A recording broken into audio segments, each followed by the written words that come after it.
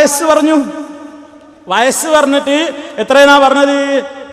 വയസ്സ് പറഞ്ഞത് ഞാനൊരു 47ഓളം വയസ്സ് എനിക്കുണ്ട്. 1959 ഞാൻ ജനിക്കുന്നത്. 1959 ഞാൻ ജനിക്കുന്നത്. എനിക്ക് വയസ്സ് 47 ഉണ്ട്. അത് മനസ്സിലാക്കി വെച്ചോ. ഡേറ്റ് ഓഫ് ബർത്ത് കിട്ടിയില്ലേ? കിട്ടി. ഇപ്പൊ വയസ്സറിയിച്ചു. ഇനിയോ എന്നിട്ട് മൂപ്പര് പറയണ എന്റെ നാട്ടിൽ പോയിട്ടേ ഇങ്ങള്ള മൗലവിനായിട്ടേ ഞാൻ എത്ര മുട്ടിയത് നാട്ടിനോട് പറയാ. എപ്പോ ആദ്യം ഇപ്പൊ അത് മനസ്സിലാവണമെന്നുണ്ടെങ്കിൽ ഞാൻ എന്റെ വയസ്സൊന്ന് അറിയിക്കാം. 965 ഇനി ബാക്കി നിങ്ങൾ എത്ര കൂട്ടിക്കോളൂ. 965 ഡേറ്റ് ഓഫ് ബർത്ത്. അപ്പൊ എത്ര 42 എത്ര വരിക? എത്ര കൂട്ടിക്കോ. അപ്പൊ ഞങ്ങൾ തമ്മിൽ 5 വയസ്സിന് മൂപ്പര് മൂത്തതാന്ന് മനസ്സിലായില്ലേ? ശരി. ഇനി മൂപ്പര് പറയുന്നത് എന്തിനാ? ഇതൊക്കെ നിസ്സാര നാട്ടിൽ ജനങ്ങളോട് പോയിട്ട് ബീംബിളക്കാണ്. എന്താ അറിയോ? ഞാൻ പുല്ലൂക്കരയിൽ കുട്ടിയായിരിക്കുമ്പോ ഓതി പഠിക്കുമ്പോ ഈ മൗലവിനെ ഞാൻ കടവത്തൂര് വെച്ചൊരു മുട്ടാണ് മുട്ടിയിട്ട് ഇയാൾ പിന്നെ ഷാർജി പോയിട്ടാ പിന്നെ പൊങ്ങിയത്. പിന്നെ 15 കൊല്ലം കഴിഞ്ഞിട്ട് ഇപ്പൊ നാരാപുരത്ത് വെച്ച് കാണേട്. 15 കൊല്ലം കഴിഞ്ഞിട്ട് നാരാപുരത്ത് വെച്ച് കാണേട്. എപ്പോ മൂപ്പര് എപ്പോഴാ എന്നോട് മുട്ടുന്നത്? കടവത്തൂരിൽ വെച്ച്. മൂപ്പര് കുട്ടിയായിരിക്കുമ്പോ പുല്ലൂക്കര ഓതി പഠിക്കുമ്പോ. എത്രയാ കുട്ടിക്ക് വയസ്സ്? ഇപ്പൊ എത്ര കൊല്ലം? ഇപ്പൊ എത്ര മൂപ്പര് വയസ്സ്? 15 കൊല്ലം മുമ്പത്തെ വയസ്സ് എത്ര? 47 15 പോയാൽ എത്രയാ? എത്രയാ പറയും നിങ്ങള്?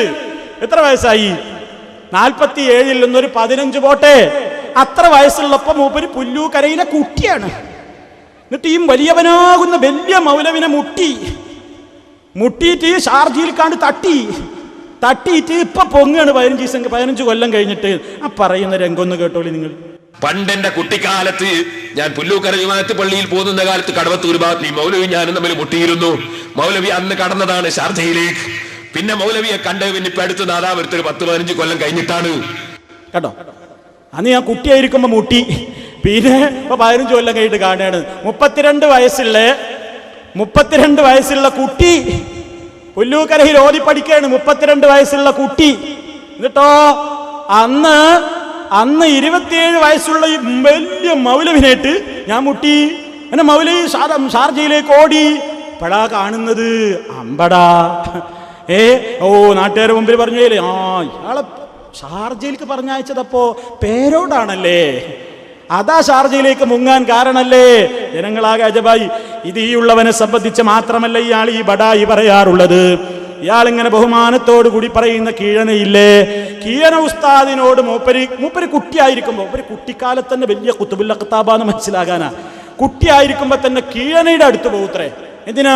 കീഴന മൂപ്പരെ വിളിക്കുന്നു. ഈ കുട്ടിനെ വിളിച്ചിട്ട് കീഴനയും മൂപ്പരും കൂടി എന്താണ് അങ്ങും സംശയം ചോദിക്കുന്നു. കുട്ടി കീഴനോട് ചോദിക്കുന്നു, കീഴന കുട്ടിനോട് ചോദിക്കുന്നു. അപ്പൊ അങ്ങും സംശയം ചോദിക്കൽ മൂപ്പര് കീഴനോട്. കേട്ടോളൂ ആ ഭാഗം.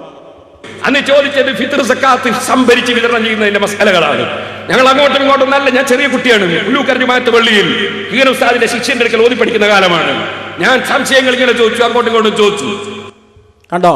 പുല്ലൂക്കരയിൽ ഓതി പഠിക്കുന്ന കാലത്ത് കുട്ടിയാണ്. ഉസ്താദിനോട് അങ്ങോട്ടും ഇങ്ങോട്ടും സംശയം ചോദിച്ചു. അപ്പൊ അങ്ങോട്ടും ചോദിക്കുന്നു, അവിടെ ഇങ്ങോട്ടും ചോദിക്കുന്നു. കുട്ടിയല്ലേ, കുട്ടിമുല്ലയല്ലേ, കുട്ടിയാലിമല്ലേ, അല്ലാമാ.